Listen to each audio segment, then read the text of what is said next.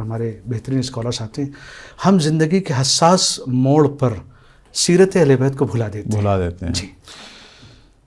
امام کو جب یہ عہدہ ملا، مولا کی سیرت وہی تھی. البتہ امام نے اس سے استفادہ کیا. مکتب اہل بیت کا پرچار زیادہ ہوا. وہ لوگ جو پہلے شیعہ نہیں تھے وہ شیعہ بنے. دشمن کے گھروں میں امام کا ذکر ہونا شروع ہو گیا. مکتب اہل بیت مستحکم ہوا. یہ امام نے ہمیں درس دیا. اب ہمارے وہ علماء، پاکستان ہو، ہندوستان ہو، یورپ ہو، جہاں بھی ہوں، اگر آپ کو سرکار اپنی ساتھ کسی مسئلے میں اپنے نزدیک کر رہی ہے، آپ کو کوئی منصب مل رہا ہے، کوئی مشیر بن رہے ہیں، وزیر بن رہے ہیں، کوئی عہدہ مل رہا ہے، کوئی بھی مل رہا ہے، ایک تو اپنے آپ کو بھول نہیں جانا کہ میں کون ہوں. آپ وہی امام کے غلام ہیں، وہی نوکر ہیں، اور محمد والے محمد کے خدمت گزار ہیں، اور ان کے ماننے والوں کے خدمت گزار ہیں. سبحان اللہ. تو یہاں سجدہ شکر کریں کہ اللہ نے آپ کو ایک وسیع پیمانے پر خدمت کا موقع دیا ہے. اس انداز سے اس عہدے کو لیں. لیکن آپ کے رویے میں، آپ کے احساسات میں کوئی فریب نہیں کھانا. یہ چند روزہ عہدے سے کوئی فریب نہیں کھانا، کیونکہ جس طرح ملا ہے اسی طرح لے بھی لیا جائے گا اور کسی اور کو بھی دے دیا جائے گا. لیکن جتنی دیر آپ کے پاس ہے یہ اس سے آپ کوشش کریں دین حق کی نشر و اشاعت زیادہ ہو. اور وہ لوگ جو مظلوم ہیں، بے کس ہیں، جن کو عدالت نہیں ملی، جو انصاف کے منتظر ہیں، ان کو انصاف فراہم ہو، ان کی دادرسی ہو. کچھ لوگوں کے حقوق ان کو آپ اپنے اس عہدے سے دلا دیں تو خدا تعالیٰ یہی چند کام آپ کی ساری زندگی کی بخشش سبحان اللہ اور محمد والے محمد کے ساتھ محشور ہونے کا یہی شرف ہمیں یہیں سے مل جائے گا. بے شک. دیکھیں نا جی، پرانے زمانے میں ہم دیکھتے تھے کچھ نبی جو ہیں وہ اپنے گھر کی حد تک ہوتے تھے. کچھ نبی جو ہیں وہ شہر کی حد تک ہوتے تھے. کچھ نبی عالمگیر ہیں. تو جتنا زیادہ اللہ اس کو دے رہا ہے، وہاں سپیس اسے مل رہی ہے کام کی، تو اتنا اس کا رتبہ بھی بڑھے گا. ایک عالم دین کو اگر گورنمنٹ کی طرف سے ایک عہدہ ملا تو اس کو اگر کام کرنے کا ایک وسیع مواقع مل رہے ہیں کہ اب اس کے تمام چینلز جو ہیں وہ اس کی طرف توجہ کیے ہوئے ہیں. اس کے آگے پیچھے بہت سارے لوگ ہیں، مختلف اداروں کے لوگ اس کے ساتھ ہیں، میل جول بڑھ گیا اس کا، اور تو ایک وسیع گراؤنڈ مل گیا. اب وہ اگر چاہے تو دین کی وسیع طریقے سے جو ہے وہ خدمت کر سکتا ہے. فرعون نہیں بننا چاہیے، اسے دیگر افیسرز کی طرح افیسر نہیں بننا چاہیے، دیگر وزیر مشیروں کی طرح نہیں. یہ عالم دین ہے اور زمانے کے علی کا غلام ہے، اور محمد و آل محمد کہ جتنے بھی ماننے والے ہیں ان کا خدمت گزار ہے، صرف اپنی اس حیثیت کو جو ہے وہ مد نظر رکھے. بے شک. یہ تو ہو گئی سیاسی گفتگو. ہم چلتے ہیں چونکہ امام کی زندگی جو سیاست کی طرف سے ہی ہے. میں ایک یہاں پر چونکہ آپ کو بھی ذہن میں بہت سی باتیں ہیں، میں چاہوں گا کہ اسی سیاست کا ایک حصہ تھا مامون کی کہ امام علیہ السلام کو علمی اعتبار سے گھٹایا جائے. تو میں مناظرے کی طرف چلوں گا کہ امام علیہ السلام کی جو زندگی میں اہم، ویسے تو آپ کی ساری زندگی میں کافی مناظرات پیش آئے، لیکن جو اہم اور آج ہمارے لیے بہت ضروری ہیں اس کی طرف آپ اشارہ فرمائیں.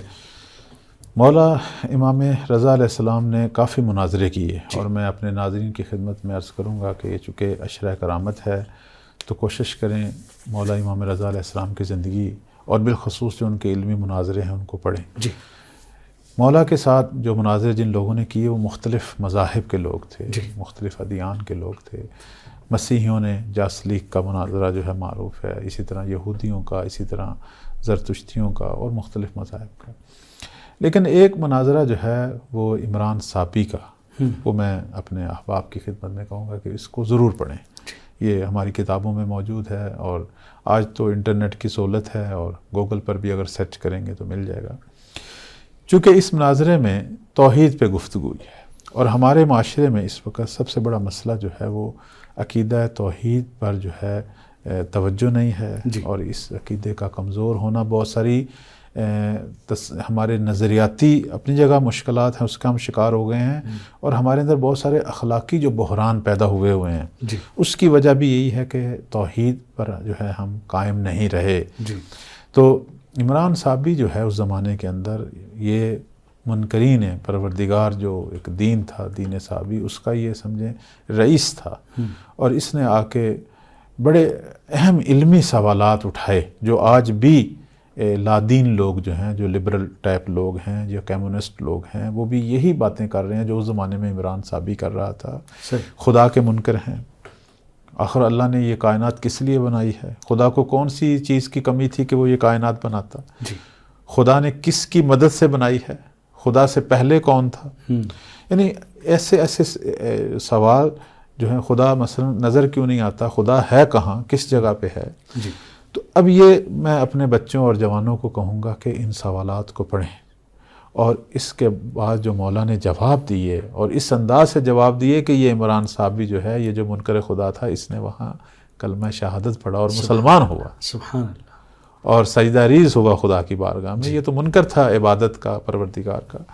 تو یہ ہمارے لیے مشعل راہ ہے۔ آخر ہم نے اپنے ائمہ کی علمی جو زندگی ہے اس سے کب استفادہ کرنا ہے؟ جی ہاں، ہم کیوں صرف 4 لفظوں میں، 4 باتوں میں اپنے آپ کو محصور کیے ہوئے ہیں؟ کب ہم نے اپنے ائمہ کی معرفت حاصل کرنی ہے، اور ان کے ذریعے جو دین حق ہم تک پہنچا ہے، یہی اصول، یہی فروع، یہی اخلاقیات ہم نے کب پڑھنی ہے اور کب ان سے استفادہ کرنا ہے؟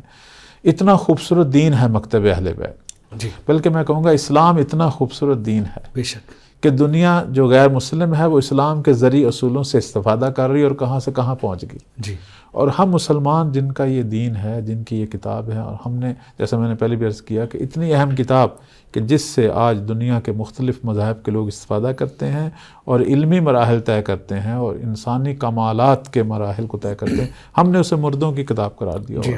اسی طرح ائمہ کے حوالے سے ہماری نگاہ صرف 1-2 امام تک محدود ہے، باقی ائمہ کو صرف نام کی حد تک جانتے ہیں، یا رکھا ہوا ہے جشن ہو اور شیرینی بانٹی جائے اور کھائی جائے اور چاند ایک قصیدے پڑھے جائیں اور واہ واہ کی جائے، لیکن کہاں امام رضا علیہ السلام کے علمی مناظرے بیان ہو رہے ہیں، کہاں ان کی عبادت بیان ہو رہی ہے، کہاں ان کا انفاق بیان ہو رہا ہے؟ یہ ہم سب کا فریضہ ہے ان چیزوں کو۔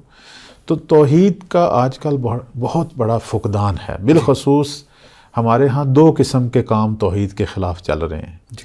ایک تو ہمارے وہ جوان جو یونیورسٹیوں میں پڑھ رہے ہیں اور ان کے جو پروفیسر حضرات ہیں جو خود بھی پیچھے سے لادین دانشگاہوں یونیورسٹیوں سے پڑھ کے آئے، ان کے اسلام پر، توحید پر، خدا پر جو شبہات، اعتراضات ہیں وہ آگے ان بچوں میں منتقل ہو رہے ہیں۔ اس لیے ایک لبرل ٹائپ کی ہم اپنی نسل کو آگے دیکھ رہے ہیں کہ جن کو ان چیزوں سے دلچسپی نہیں ہے کہ کوئی خدا ہے، صرف اور صرف وہ دنیا کو مادی نگاہ سے دیکھتے ہیں۔ ایک تو ان بچوں کے اور ان جوانوں کے سوالوں کا جواب مولا کے اس مناظرے میں ہے۔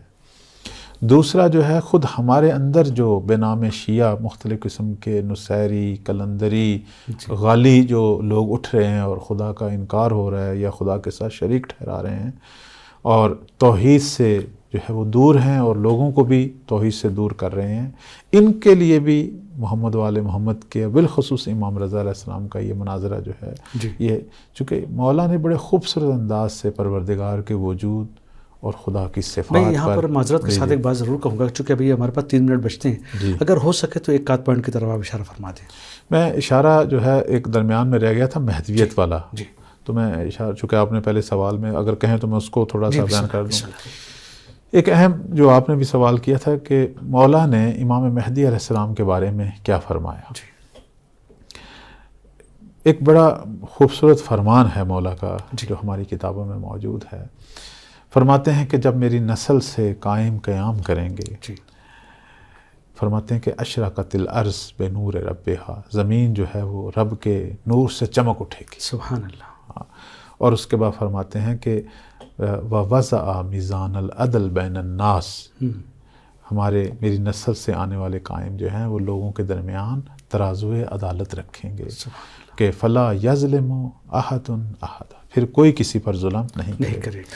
اب یہ دیکھیں نا، 2 چیزیں یہاں بیان ہوئی ہیں، ایک تو بلکہ کہوں گا 3 چیزیں۔ ایک تو فرماتے ہیں کہ جب قائم ظہور کریں گے زمین خدا کے نور سے چمکے گی۔ کیوں چمکے گی؟ چونکہ مولا امام زمان اجل اللہ فرج الشریف کے ذریعے علوم پروردگار نشر ہوں گے۔ علم ہے نا جو جہالت کے اندھیروں کو مٹاتا ہے، بے شک، اور مولا تربیت کریں گے، تربیت ہے جو گناہوں کے حجابات کو ختم کرے گی۔ نتیجہ یہ ہوگا کہ لوگ علم حاصل کریں گے اور تربیت پائیں گے، نورانی ہوں گے، اور نورانی لوگوں کی وجہ سے زمین بھی نور خدا سے چمکے گی اور اس پر نورانی شخصیت کی حکومت ہے، اور نورانی کتاب قرآن جو ہے وہ نافذ ہو چکا ہے۔ سبحان اللہ۔ اور پھر دوسرا جو قدم ہے مولا کا، وہ لوگوں کے درمیان ترازوئے عدالت رکھیں گے، لوگوں کے تمام معاملات جو ہیں وہ عدالت کی روح سے حل ہوں گے، اور زمین کو مولا عدل و انصاف سے بھریں گے، اور یہاں جو ہے وہ کسی شخص میں کوئی فرق نہیں ڈالا جائے گا، مسلمان ہے، غیر مسلم ہے، امام سب کو عدالت فراہم کریں گے۔ اور اس کا نتیجہ کیا نکلے گا؟ نتیجہ یہ نکلے گا کہ جب امام قائم کی حکومت ہوگی تو امام رضا علیہ السلام فرماتے ہیں کہ پھر کوئی کسی پر ظلم نہیں کرے گا، یعنی دنیا ظلم و ستم سے پاک ہو جائے گی۔ ماشاءاللہ۔ تو ہم اس حدیث سے 3 نقطے جو ہیں وہ لیتے ہیں جی۔ اور مولا نے بڑے خوبصورت انداز سے قائم کی حکومت جو ہے اس پر ہماری ایک نگاہ جو ہے، اور ایک چیز جو ہم امام رضا علیہ السلام کی زندگی میں امام قائم کے حوالے سے دیکھتے ہیں وہ یہ کہ جب بھی ان کے سامنے امام مہدی علیہ السلام کا ذکر ہوتا تھا تو احتراماً کھڑے ہو جاتے تھے۔ یہ 2 چیزیں اگر ہمارے ناظرین جو ہیں، بعض دفعہ ناظرین پوچھا بھی کرتے ہیں جی کہ خطبہ ہو رہا ہے اور باقی تمام ائمہ کے نام لیے گئے ہیں، تو جب 12ویں کا ذکر آتا ہے تو کیوں سب کھڑے ہو جاتے ہیں؟ تو ہم یہاں یہی کہتے ہیں کہ یہ سیرہ امام صادق ہے اور سیرہ امام رضا علیہ السلام ہے۔ تو بس ایک تو امام زمان کا احترام یہ ہم لیں گے، اور ایک جو ہے وہ مولا کی حکومت اور وہ جو منظر ہے اس سے بھی ہمیں درس مل رہا ہے کہ مولا نے آ کے زمین کو نور رب سے جو ہے وہ بھرنا ہے۔ نور رب یعنی وہ علم ہے اور تربیت ہے، وہ ہم آج بھی لیں تاکہ ہمارا وجود جو ہے، اور مولا وہ ہیں جو عدالت کو قائم کریں گے۔ بس قائم والے وہ ہیں کہ جن کی زندگی میں عدالت ہو۔ سبحان اللہ۔ تو ہمیں اپنی زندگی کے امور میں بھی عدالت کا خیال